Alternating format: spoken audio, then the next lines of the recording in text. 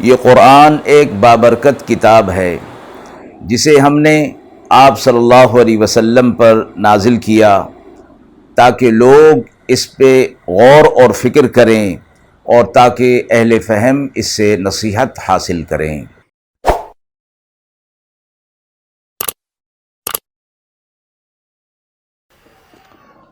بسم اللہ الرحمن الرحیم۔ السلام علیکم ورحمۃ اللہ وبرکاتہ۔ ناظرین کرام، درس قرآن مجید کے آج کے اس پروگرام میں ہم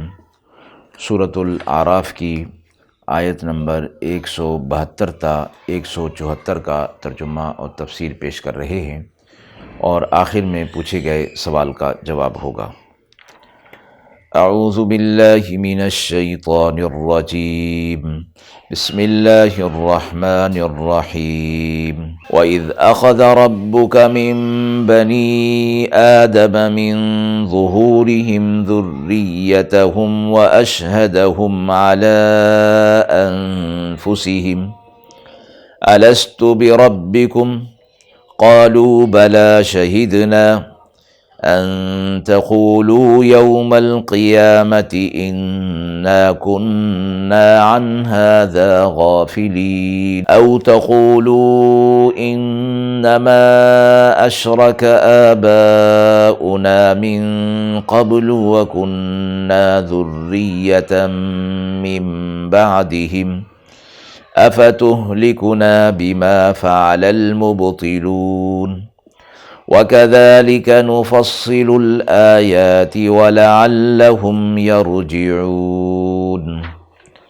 آیت مبارکہ کا ترجمہ ملاحظہ فرمائیں۔ اور جب نکالا آپ کے رب نے بنی آدم کی پیٹھوں سے ان کی اولاد کو، اور اقرار کرایا ان سے ان کی جانوں پر، کیا میں تمہارا رب نہیں ہوں؟ وہ بولے، ہاں ہے، ہم اقرار کرتے ہیں۔ اور یہ اس لیے کہ کبھی کہنے لگو قیامت کے دن کہ ہم کو اس کی خبر نہ تھی اور ہم اس سے غافل تھے، یا کہنے لگو کہ شرک تو کیا تھا ہمارے باپ دادوں نے ہم سے پہلے، اور ہم ہوئے ان کی اولاد میں ان کے بعد، تو کیا تو ہم کو ہلاک کرتا ہے اس کام پر جو کیا گمراہوں نے؟ اور یوں ہم کھول کر بیان کرتے ہیں آیات کو تاکہ وہ لوگ لوٹ آئیں۔ سورہ اعراف کی ان آیات کے اندر ایک معاہدے کا ذکر ہے، اور اس سے پہلے بنی اسرائیل سے ایک معاہدات کا ذکر ہوا تھا تورات کی پابندی کے سلسلے میں۔ تو معاہدے کا ذکر چونکہ چلا، تو اس حوالے سے ان آیات کے اندر ایک اس خاص معاہدے کا ذکر فرمایا کہ جو تمام اولاد آدم سے اس عالم دنیا میں آنے سے پہلے ازل میں لیا گیا، جو عام زبان میں عالم الست کہلاتا ہے، اور عہد الست سے اس کو مشہور کیا گیا اور معروف ہے یہ۔ تو اللہ نے فرمایا کہ ان آیات میں ہم نے اولاد آدم سے، یعنی ان کی ذریت میں سے جو ان کے بعد آنے والی ہے، تمام لوگوں جو اس اولاد کے اندر، ذریت کے اندر شامل تھے قیامت تک آنے والے،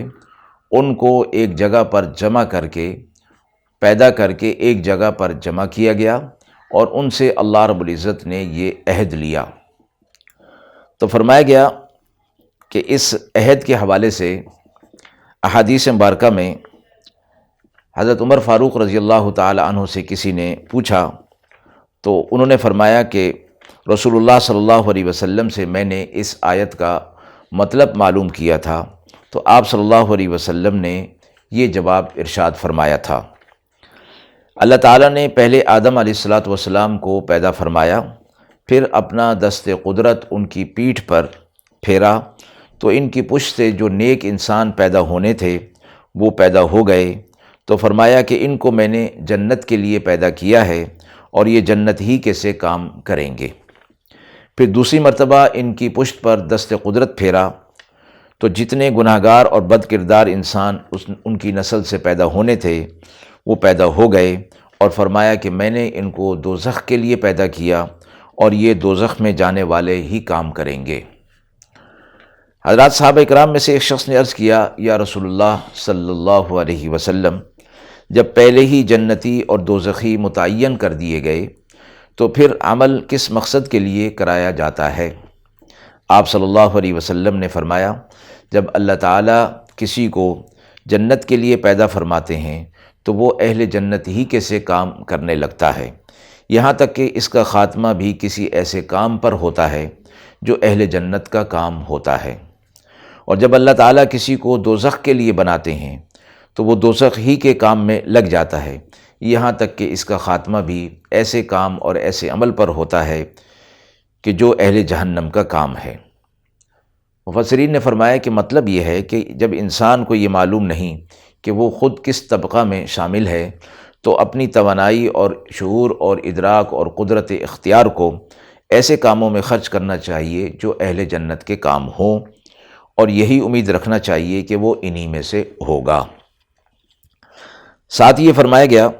کہ اللہ تبارک و تعالیٰ نے آدم علیہ السلام کو اور ان کی اولاد کو ایک ترتیب کے ساتھ عالم الست میں، عالم ازل میں پیدا فرما دیا تھا۔ تو اللہ تبارک و تعالیٰ نے ذریت آدم سے اپنی ربوبیت کا اقرار عالم الست میں فرمایا، تو فرمایا کہ یہ ارواح کے ساتھ نہیں بلکہ اجسام کے ساتھ تھا، اور احادیث مبارکہ میں ان کے سفید اور سیاہ رنگ اور ان کی پیشانیوں کا نور بھی ذکر فرمایا گیا ہے، جو ظاہر ہے کہ جسم کے ساتھ ہوتا ہے، ورنہ روح تو ان تمام چیزوں سے پاک ہوتی ہے۔ اکثر مفسرین نے یہی فرمایا، اور دوسری چیز یہ فرمائی گئی کہ سارے کے سارے انسان اس وقت قیامت تک پیدا ہونے والے ایک ساتھ پیدا ہو گئے، اور اس جگہ پر جو ہے وہ کس طرح سما گئے اور آ گئے۔ حضرت ابو درداء رضی اللہ تعالی عنہ کی حدیث مبارکہ بھی اس حوالے سے ہے کہ آدم علیہ السلام کی پشت سے نکالی گئی جو ذریت تھی وہ اپنے اس موجودہ ڈیل ڈول کے ساتھ نہیں تھی، بلکہ اللہ نے انہیں کوئی اور ڈیل ڈول عطا فرمایا تھا، اور یہ بھی فرمایا گیا کہ وہ ایسا جثہ تھا، ایسا جسم تھا جیسے چونٹیوں کی مانند ہوتا ہے۔ چونکہ یہ چیزیں عالم الست سے متعلق ہیں، جس کو برزخ کا عالم یعنی دنیا کی پیدائش سے پہلے اور دنیا کی پیدائش ختم ہو جانے کے بعد کے جو معاملات ہیں اور واقعات ہیں ان کو برزخی احوال کہا جاتا ہے، جو کہ اس دنیا کے اندر رہتے ہوئے سمجھ میں اور عقل میں نہیں آ سکتی۔ چونکہ ان کا تعلق ایمانیات کے ساتھ ہے، اس لیے ان کو اسی طرح ہی اس پر ایمان لانا ہے اور یقین کرنا ہے۔ اس عہد ازل اور عہد الست سے متعلق چند باتیں قابل غور ہیں۔ اول یہ کہ یہ عہد اور اقرار کس جگہ اور کس وقت لیا گیا۔ دوسرا یہ کہ جب اقرار اس حال میں لیا گیا کہ حضرت آدم علیہ السلام کے سوا کوئی دوسرا انسان بھی پیدا نہیں ہوا تھا، تو ان کو یہ عقل اور علم کیسے حاصل ہوگا کہ وہ اللہ تعالیٰ کو پہچانیں اور اس کے رب ہونے کا اقرار کریں، کیونکہ ربوبیت کا اقرار اسی وقت ہو سکتا ہے اور اس کی شان ربوبیت کا مشاہدہ بھی اسی وقت ہو سکتا ہے کہ جب وہ اس دنیا میں پیدا ہوں، اور جب دنیا کے اندر آ جائیں تب اس چیز کا مشاہدہ ہو سکتا ہے۔ پہلا سوال کہ یہ عہد و اقرار کس جگہ لیا گیا اور کس وقت لیا گیا، اس کے متعلق عبداللہ بن عباس رضی اللہ تعالی عنہ کی ایک حدیث مبارکہ جس کو امام احمد نسائی اور حاکم نے نقل فرمایا ہے، وہ یہ ہے کہ یہ عہد و اقرار اس وقت لیا گیا جب حضرت آدم علیہ السلام کو جنت سے زمین پر اتارا گیا، اور مقام اس اقرار کا وادی نعمان ہے، جو میدان عرفات کے نام سے مشہور اور معروف ہے۔ رہا دوسرا سوال کہ یہ مخلوق جو ابھی اسے وجود بھی عطا نہیں ہوا تھا، وہ کیا سمجھ سکتے تھے کہ ہمارا پیدا کرنے والا ہمارا پروردگار ہے، اور ایسی حالت میں ان سے اس طرح کا سوال کرنا کہ جو ان کی سمجھ میں بھی نہیں آ سکتا۔ تو فرمایا گیا اللہ تبارک و تعالیٰ نے تمام انسانوں کو ایک ذرے کی صورت میں پیدا فرمایا ہے، تو اس کے لیے کیا مشکل ہے کہ اللہ تعالیٰ نے ان کو عقل اور فہم بھی عطا فرما دی گئی ہو۔ اور تیسرا سوال بھی یہاں ہو سکتا ہے کہ یہ ازلی عہد کتنا ہی یقینی اور صحیح کیوں نہ ہو، اور ایمان کے ساتھ چونکہ تعلق ہے تو ہمارا ایمان ہے کہ یہ بالکل ٹھیک ہے، مگر کم از کم یہ تو سب کو معلوم ہے کہ اس دنیا میں آنے کے بعد یہ عہد کسی کو یاد نہیں رہا، تو پھر اس عہد کا کیا فائدہ ہوا۔ فرمایا گیا کہ اللہ رب العزت نے اس کو ذکر فرما دیا کہ عالم الست، عالم ازل میں یہ عہد ہو چکا، پھر اس عہد کی یقین دہانی اور یاد دہانی کے لیے انبیاء علیہ الصلوۃ والسلام کو ہر دور کے اندر مبعوث فرما کر یہ یاد دلایا گیا کہ اللہ تمہارا رب ہے، اور یہ معاہدہ اور یہ عہد تم اللہ سے کے ساتھ عالم الست میں کر چکے ہو۔ تو حضرات انبیاء علیہ الصلوۃ والسلام اس کو یاد دلاتے رہے ہر دور کے اندر۔ آیت کے اگلے حصے میں فرمایا گیا کہ ہم نے ان سے یہ عہد لے لیا اور انہوں نے یہ عہد کر لیا کہ تو ہمارا رب ہے، اور یہ اس لیے ہو گیا کہ قیامت کے دن وہ یہ نہ کہیں کہ ہمیں اس سے کوئی خبر نہیں تھی اور ہم اس سے غافل تھے۔ حضرات انبیاء علیہ الصلوۃ والسلام ہر دور میں آ کر اسے یاد دلاتے رہے، اور یہ کہ یہ بھی نہ کہنے لگیں کہ ہمارے آباء و اجداد نے شرک کیا تھا اور ہم نے شرک نہیں کیا تھا، تو ہمیں ان کے شرک کے بدلے میں کیوں سزا دی جا رہی ہے۔ فرمایا گیا کہ کسی کے بدلے میں کسی کو سزا نہیں دی جائے گی، بلکہ تم خود جو بت پرستی کرو گے، شرک کرو گے، اس پر اللہ کی طرف سے عذاب کا فیصلہ ہوگا۔ آخر میں فرمایا کہ ہم آیات کو تفصیل کے ساتھ بیان کر دیتے ہیں، وضاحت کے ساتھ، تاکہ اللہ کی طرف رجوع کرنے میں آسانی رہے۔ آیت کے حوالے سے یہ سوال پوچھا گیا ہے کہ بچہ پیدا ہونے پر اس کے کان میں اذان کیوں دی جاتی ہے؟ جیسا کہ عالم میں الست اور عالم ازل میں عہد کا ذکر ان آیات کے اندر فرمایا گیا، اسی حوالے سے ہم دیکھتے ہیں کہ عالم اسلام میں بچہ کے پیدا ہونے پر داہنے کان میں اذان اور بائیں کان میں اقامت اور تکبیر کہنے کی سنت، جس کو ہر مسلمان اچھی طرح جانتا ہے، اور پورے عالم اسلام میں یہ سنت جاری ہے۔ یہ فرمایا گیا کہ بچہ ان کلمات کو نہ سنتا ہے، نہ سمجھتا ہے، اور نہ بڑے ہونے کے بعد اسے یاد رہتا ہے کہ میرے کان میں کیا الفاظ کہے گئے تھے۔ تو اس کی حکمت یہی ہے کہ اس کے ذریعے سے اس اقرار ازلی کو